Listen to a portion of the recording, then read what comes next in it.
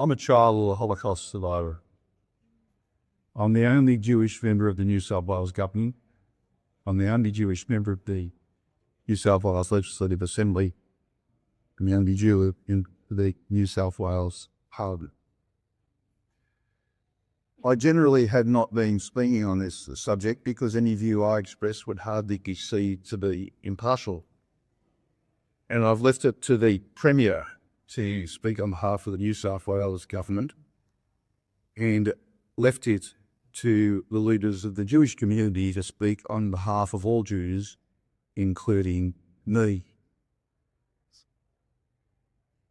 My mother was incarcerated in various concentration camps, and my grandparents were shot naked into trenches in Kelalivo in Estonia. My father was sent out of Vienna shortly before the Anschluss, and he made his way via Czechoslovakia to Palestine, where the British weren't accepting Holocaust refugees, and was ignored the Patrio, and Haganah sought to disable it to prevent the British getting rid of the Jews out of Palestine. And he was one of a handful of people that survived for seeking a Patria in Haifa Harbour. My mother's extended family, all who lived in the Sudetenland in Czechoslovakia, were removed by the Nazis to Postov, to Theresienstadt. Other my grandparents that were sent to Estonia and killed. The remainder of my mother's extended family, other than two, were taken from Theresienstadt to Auschwitz, where they were murdered in the gas chambers. My parents met after World War II in Czechoslovakia, in Postov, where they married and left Czechoslovakia in 1948 to come to Australia. When the communists took over, they snuck out and rode their way out. But they selected Australia in part because Australia was a democratic country where there was freedom of speech, where immigrants were welcome and were given a fair go, and were given the opportunity to succeed if they worked hard. I grew up in an area of which I still live and represent and have for 40 years, both in local government and in the state parliament, an area that is not known for having much of a Jewish community. I was often the only Jew at school during my education. And apart from normal expressions that existed in Australia of those years growing up, the 60s, 70s and 80s, where somebody makes some observation about the size of my nose, or alternatively, that he put my hand in my pocket, I was a Jew. But apart from those odd comments, which today might be regarded as anti-Semitic, it was just the way it was growing up in Australia. All minority immigrant groups faced those comments, and all of us either never took it, we were never offended by it, or alternatively, you learnt to live it. Neither in my time growing up have I ever experienced this level of anti-Semitism in our community. Never. When I first became a minister in 2013, they wanted to do the normal security assessment. I sent my way, said I've represented this area for over 30 years. I don't need to be, never had a security problem.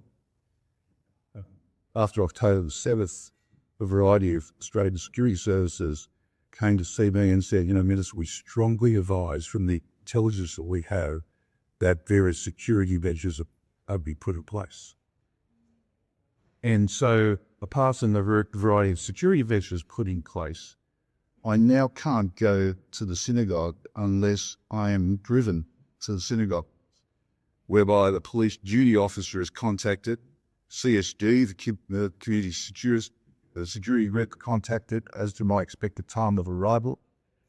When they take me from the car and take me to the synagogue, and then they take me from the synagogue and put you back in the car for me to leave.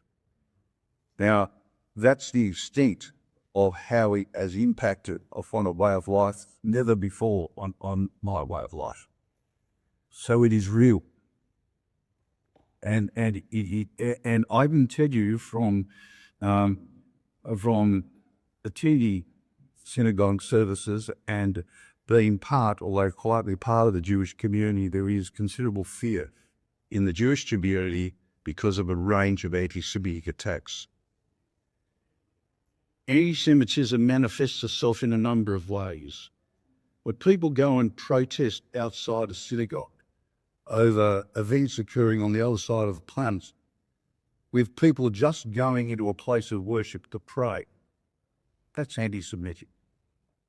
When people go to the Sydney Opera House after October 7, when what had happened was 1,200 Israeli and other citizens were brutally murdered and killed and kidnapped. Those protests are purely anti-Semitic. For 30 centuries have the Jews faced persecution and extermination. For 30 centuries has the history of humanity sought to exterminate the Jewish people from the face of the earth. But we're still here. And we Jews believe we're still here because of the God. But whatever the reason is, we are still here. And that anti-Semitism always starts.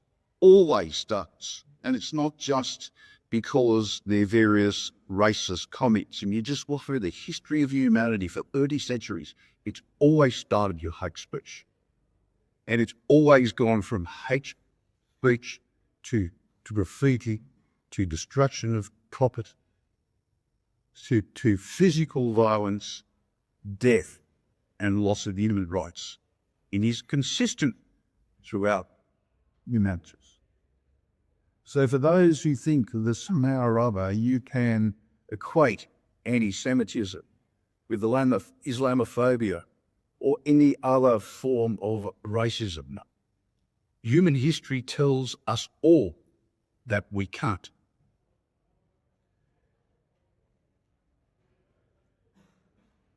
Australia has been enormously successful in developing a nation of social cohesion. Enormously successful.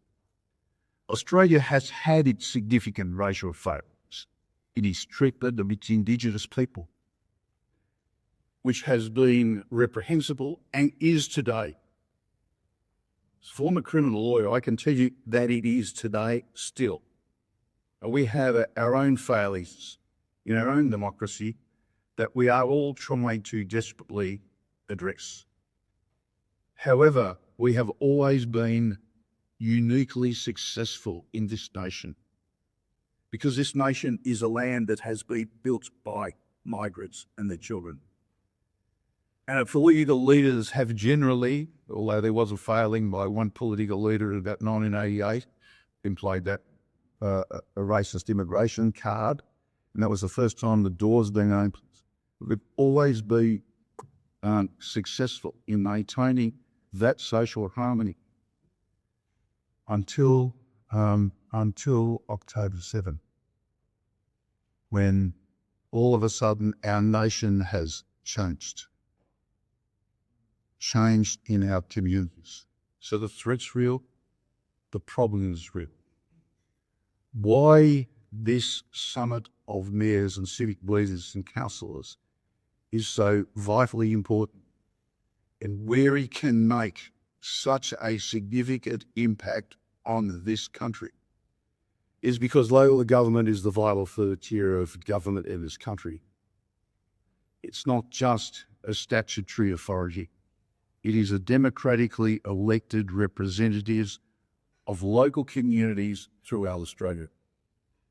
Their decisions that they make every day affects the quality of life of their citizens, whether their citizens know it or whether they don't know it.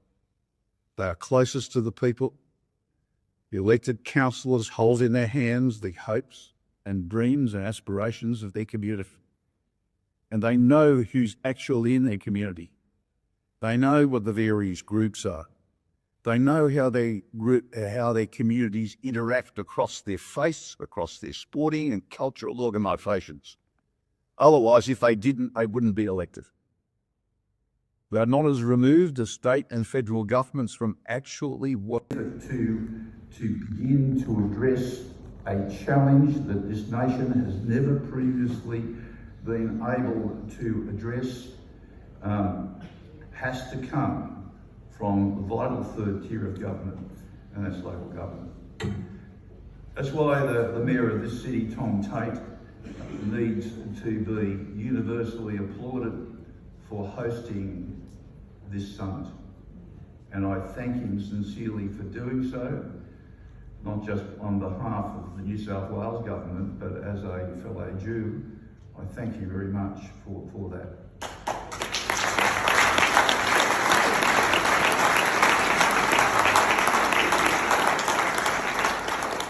To the Mayor of Waverley, Will Nemish, who I've known since he was about 6 or 7 years of age as a soccer player with my son in Maccabi, I'm not surprised that he led, together with Darcy Byrne, the Mayor of Inner West.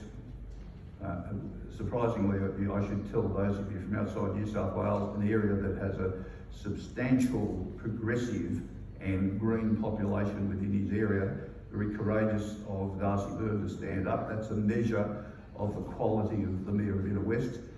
And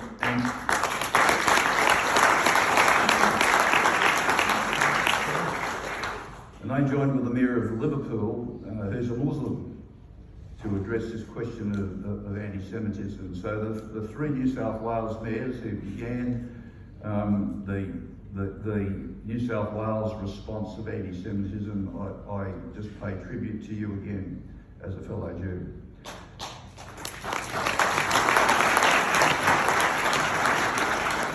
The Waverley councillors began the process. You'll hear from Will very shortly, and the general managers of what they propose to do. Whether that model suits your community, only you know what's within your community.